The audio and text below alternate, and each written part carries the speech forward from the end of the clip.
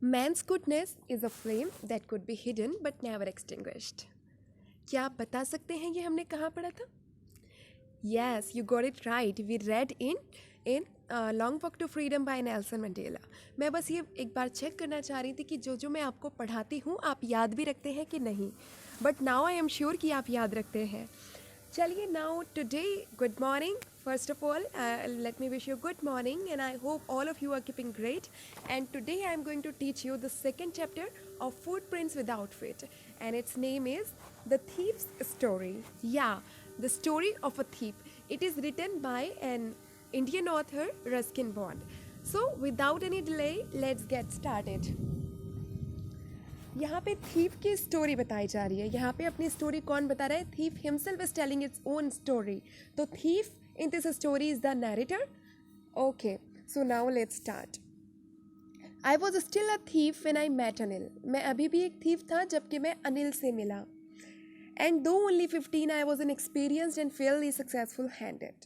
और अभी भी जबकि मैं सिर्फ 15 साल का था लेकिन तभी भी मैं बहुत एक्सपीरियंस था अपनी चोरी वाले काम में. और मेरा हाथ जो था इस काम में बहुत सफाई से मैं काम करता था. बहुत सक्सेसफुल हैंड था. पहले यहाँ पे स्टॉप होइए और let me tell you something.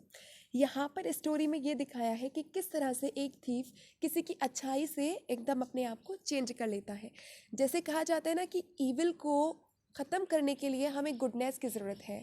Right, evil he evil को ख़त्म नहीं करता है बल्कि it is the goodness of someone और something that can vanish, that can remove the evil in the others.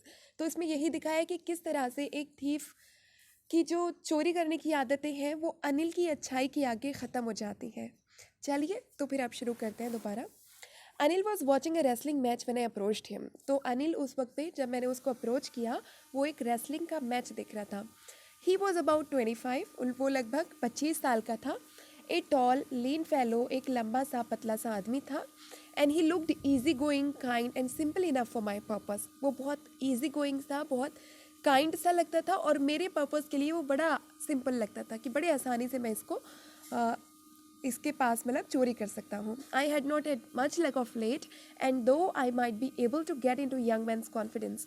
अभी बहुत टाइम से मेरा लक भी ऐसे ही चल रहा था. ज़्यादा चोरी वोरी के लिए मुझे कुछ मिला नहीं था. तो मुझे लगा शायद इसके कॉन्फिडेंस में ईजिली आ सकता हूँ, इस यंग मैन के, अनिल के. You look a bit of wrestler your self, I said. A little flattery helps in making friends.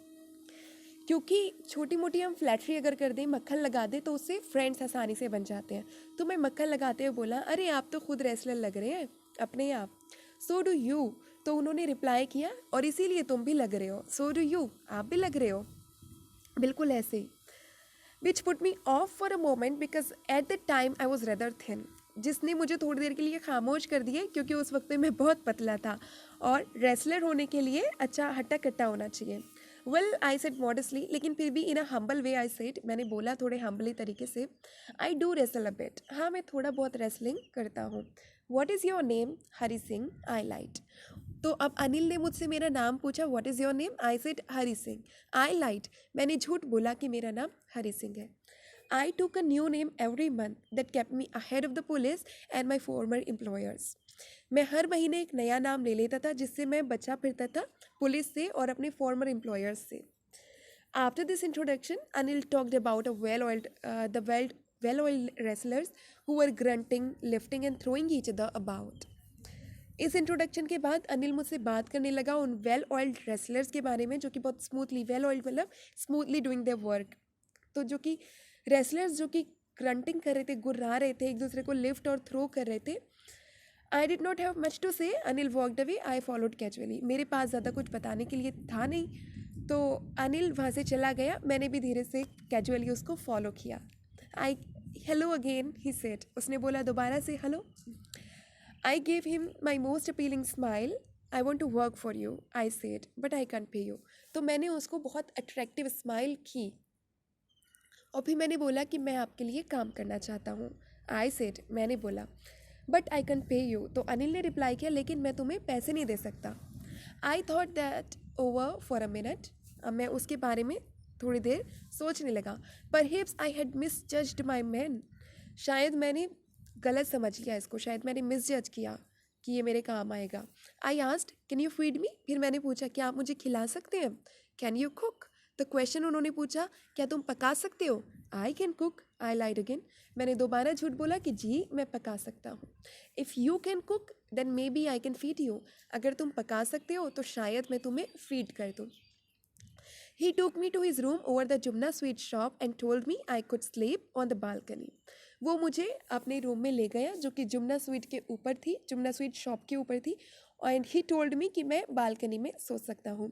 But the meal I cooked that night must have been terrible because Anil gave it to the stray dog and told me to be off. लेकिन उस दिन जो मैंने खाना बनाया वो ज़रूर terrible हुआ होगा क्योंकि अनिल ने उसको स्ट्रे डॉग को दे दिया और मुझे बोला कि तुम जा सकते हो, मुझे हटने को कहा उसने। But I just hung around, लेकिन मैं भी वहीं पड़ा रहा उसके चारों तरफ, smiling in my most appealing way, फिर से उसी अपने अट्रैक्टिव वे में स्माइल करता हुआ, and he could not help laughing, और वो अपनी हंसी को रोक नहीं पाया। Later he patted me on the head and said never mind he would teach me to cook. फिर उसने मेरे हेड को थोड़ा सहलाया और मुझसे बोला डोंट वरी, मैं तुम्हें सिखाऊंगा पकाना। He also taught me to write my name and said he would soon teach me to write whole sentences and to add numbers. उन्होंने मुझे मेरा नाम लिखना भी सिखाया और मुझे बताया कि मैं जल्दी ही तुम्हें सेंटेंसेस भी लिखना सिखाऊंगा और तुम्हें नंबर्स को ऐड करना भी सिखाऊंगा। आई वॉज ग्रेटफुल, मैं बहुत ग्रेटफुल था। I knew that once I could write like an educated man there would be no limit to what I could achieve. मुझे पता था कि एक बार अगर मैं एजुकेटेड मैन की तरह लिखने लगा तो मैं जो जो अचीव कर सकता था उसकी कोई लिमिट ही नहीं थी। I was quite pleasant working for Anil, मैं अनिल के लिए काम करके बहुत खुश था। I made the tea in the morning and then would take my time buying the day's supplies, usually making a profit of about ₹1 a day. तो अब मैं बहुत खुश था अनिल के साथ काम करके।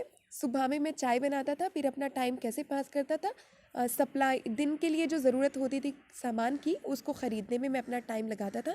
ज़्यादातर मैं प्रॉफिट बना लेता था ₹1 का, और मुझे लगता था I think he knew I made little money this way but he did not seem to mind. और मुझे लगता है कि उसे पता था कि मैं इस तरीके से पैसे बनाता हूँ, लेकिन उसने कभी माइंड नहीं किया। Anil made money by fits and starts. Anil money कैसे बनाता था? फिट्स एंड स्टार्ट्स, मतलब रेगुलरली उसका कोई ज़रिया नहीं था मनी बनाने का। तो उसकी जो मनी बनाने का तरीका था वो आकरिंग एट इंटरवल्स, वो इंटरवल्स में मतलब रुक रुक के पैसे बनाता था। He would borrow 1 week lend the next, एक दिन वो बोरो करता था, अगले दिन वो लैंड कर देता था। He kept worrying about his cheque, वो अपनी चेक के लिए बहुत परेशान रहता था। But as soon as it arrived he would go out and celebrate, लेकिन जैसे ही चेक आता था वो फ़ौरन चला जाता था सेलिब्रेट करने के लिए बाहर। It seems he wrote for magazines, शायद वो मैगजीन्स के लिए लिखा करता। A queer way to make a living, काफ़ी क्वियर वे था ये लिविंग बनाने का। One evening he came home with a small bundle of notes, एक दिन वो घर पे आया, उसके हाथ में स्मॉल बंडल ऑफ नोट्स था, नोटों की गड्डी थी छोटी सी। Saying he had just sold a book to a publisher, उसने मुझे बताया कि उसने पब्लिशर को एक बुक बेच दी है। At night I saw him tuck the money under the mattress, रात में मैंने उसको देखा कि उसने गद्दे के नीचे मनी रखी, पैसे रखे। I had been working for Anil for almost a month, apart from cheating और the shopping had not done anything in my line of work. मैं लगभग 1 महीने से वहाँ पे काम कर रहा था, और शॉपिंग में जो मैं 1-2 रुपए की चिटिंग कर लेता था, उसके अलावा मैंने अपनी लाइन में, मेरी लाइन कौन सी थी? चोरी वाली, उस लाइन में अभी तक मैंने कुछ नहीं किया। I had every opportunity for doing so, लेकिन इस बार मेरे पास पूरी अपॉर्चुनिटी थी ऐसा करने के लिए। Anil had given me a key to the door and I could come and go as I pleased. Anil ने मुझे डोर के लिए की दे रखी थी, जिससे जब मेरा मन करे तब मैं आ सकता था, जा सकता था वहाँ से। He was the most trusting person I had ever met, उससे ज़्यादा ट्रस्टिंग पर्सन मैंने आज तक नहीं देखा, वो सबसे ज़्यादा ट्रस्टिंग पर्सन था जितने भी लोगों से मैं मिला उनमें। And that is why it was so difficult to rob him, और इसीलिए उसको रब करना, उसके यहाँ डाका डालना बड़ा भारी था। It is easy to rob a greedy man because he can afford to be robbed, बहुत आसान है किसी ग्रीडी मतलब लालची इंसान को रब करना, because he can afford to be robbed, क्योंकि वो इस चीज़ को अफोर्ड कर सकता है रब होने को। But it is difficult to rub a careless man. Sometimes he does not even notice he has been rubbed, and that takes all the pleasures of the work. लेकिन ये बहुत भारी है किसी केयरलेस मैन को रब करना, क्योंकि कभी कभी तो वो इस बात को नोटिस भी नहीं करता कि जी तुम्हारे यहाँ डाका पड़ गया है, उससे क्या होता है सारा मज़ा ही किरकिरा हो जाता है हमारी चोरी करने का। Well it is time I did some real work, लेकिन ये वक्त मैंने कुछ सही काम किया, रियल वर्क किया. आई टोल्ड माई सेल्फ, मैंने खुद को बताया, I am out of practice, मैं इस वक्त प्रैक्टिस से बाहर हूँ अपनी चोरी में. And if I don't take the money he will only waste it on his friends, और अगर मैं उसकी पैसे नहीं उठाता तो वो सिर्फ इसको अपने फ्रेंड्स पे वेस्ट कर देगा.